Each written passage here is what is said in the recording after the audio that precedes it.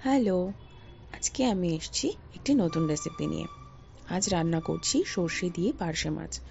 আজকে অফিসে একটু তাড়াতাড়ি যেতে হবে, তাই বাজারে যাওয়ার পর ছোট পার্শে মাছটাই পেলাম, আর সেটা দিয়ে ভাবলাম আজকে সর্ষে পার্শে বানাবো।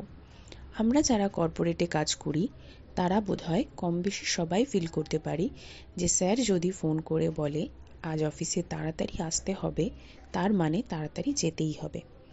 গতকালই ভেবেছিলাম আজ টাইম নিয়ে কিছু ভালো টেস্টি খাবার বানিয়ে তোমাদের দেখাবো, কিন্তু তার আর উপায় কই।